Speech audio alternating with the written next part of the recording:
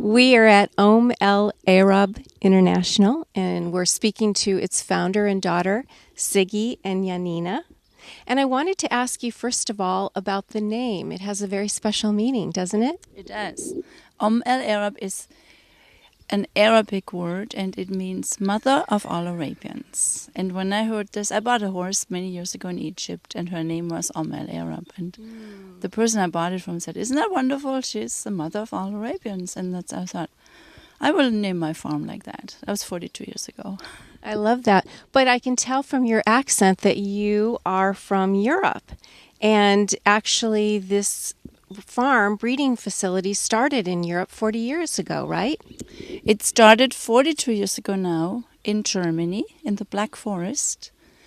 We went to Spain and bought 18 horses in Spain in 1970. As young students, Janina's father and I, we went there.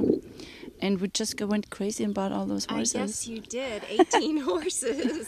So we came back and all the German breeders were making fun of us. And they said, "Look at those dumb students. They're bringing the Spanish Armada back to Germany." So and then I remember in those days they had to be registered. And then a commission came from the German registry to look at those horses. And we brought one of those mares into a big riding arena and let her loose, and she trotted and she did such a fantastic show. All the mouths were open and they said, "Did you have more like this?" I said, 17 more. So that they didn't laugh anymore because that was my very best mare. She's our foundation mare. Yes, I wanted to ask you about her. Now, she's really special. And what I liked about her, I read on your website, was that she and her son you described them as very special individuals. And for me, that meant that it wasn't just about conformation, but personality. Am I right? Estopa had a very unique personality. She really was not a horse. She was like my best companion I had. She was like the most incredible mover. You saw we filmed this one mare here. Estopa had even much more than this filly. She was just going, trotting and snorting and blowing. And then I would put my little children on her back, and she was the best babysitter. She was that's what you want Arabian horses to be. Mm-hmm. Fiery and excited when you ask them, and then very calm and wonderful when you ride them or when you have your children deal with them. I believe it's Estopa's mind that's the thread in all our horses here, because every horse on our farm has Estopa in the pedigree. Now, Janina, as we were setting up, you were telling me even more about Estopa and how special she is to this ranch. So I was saying to you that she's really the foundation for everything. So the land that we own, the farm that you see in the background here, everything, we wouldn't have any of it had we not had Estopa. And every single horse, my mom just said, is related to Estopa. So she runs through every single horse's veins at least once. So we really owe everything to her. We owe our lifestyle, where we live in this. We live in this beautiful valley in Santa Ynez. We came here because of her. So to me, she's sort of like the lifeblood of everything that we do. Now, Siggy, I also wanted to ask you about your golden cross. What is that exactly? Well, I just explained that we bought 18 horses in Spain in 1970. And then a year later, we went to Egypt and we bought a stallion. His name was Shakar, which means thankful. And I added al-Masri to it, which means thankful to Egypt. Shakar al-Masri. So Shakar al-Masri was a beautiful chestnut, straight Egyptian stallion. And in those days, people would breed bloodlines to bloodlines. They wouldn't mix them. But I started to breed Shakar al-Masri to our Spanish horses and created something what is worldwide known now as the Golden Cross, crossing Egyptian horses with Spanish bloodlines. And it can be the other way around. It can be Spanish stallions on Egyptian mares, and it can be different percentage in their pedigrees. It doesn't have to be 100% Egyptian, 100% Spanish, but the Spanish and Egyptian cross we call Golden Cross. Your horses are known as being international, national champions. What is it about your horses that are so special, do you think? I think that what my mom was just saying, she was explaining this Golden Cross, and I think I can safely say that when she crossed the Spanish mare to this Egyptian stallion, she created what had beforehand only been seen in art. So she created the modern Arabian horse, and the resulting stallion was El Shaklan, who's known the world over. He's just known the world over to Arabian lovers, and he's in pedigrees throughout the world of champions and international champions and breeding stock.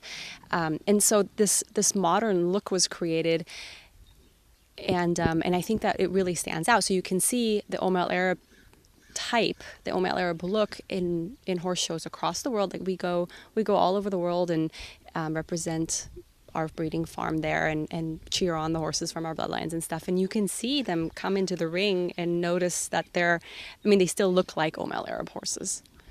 You were saying we saw that beautiful, beautiful little filly, and I said to you, could you tell that she was special right from the beginning? And you said... Yes. we race down when we have babies born. I mean, we have so many born, so I'm not with every delivery, but the girls call me and I race down out of my bedroom and look at those babies, and we see it right away. Still, when the minute they get up and you can see, wow, this horse has a beautiful face. So what a beautiful neck and what a great body. You just see it when you do it for so many years. And she happens to have all of those qualities. Yeah, she does. She's amazing. Now, I heard through the grapevine that you sell to royalty, but you also sell riding horses that anyone can afford. Is that right? That's right. So we try to place each horse into the right home for them. And so there's horses that are going to be better children's horses, and there's horses that are going to be good endurance horses, and there's horses that are good jumpers, and there's horses that are good dressage horses. So we really do feel that we create life and we have to care for it once we've created it, and so we really make sure that they are placed in the proper setting. And so some of them excel as show horses, and they're going to fly to Dubai and be shown, and others are going to be in some lucky child's backyard, and so we really try to make sure we find the right place for each individual. So you've bred world champions. What's next? I mean, where do you go from here? It's an ever-changing market and an ever-changing demand, and people are breeding more extreme faces. This is right now the trend in all over the world. Everybody breeds to this amazing face, and we're so very fortunate that we have a beautiful exotic breeding program. We already breed those exotic faces. But, this breeding program is responsible for at least 18 world champions since the World Championship was created. And the ones, many of the world champions have our bloodlines in their pedigrees. So every country where Arabians are bred has Omel Arab horses.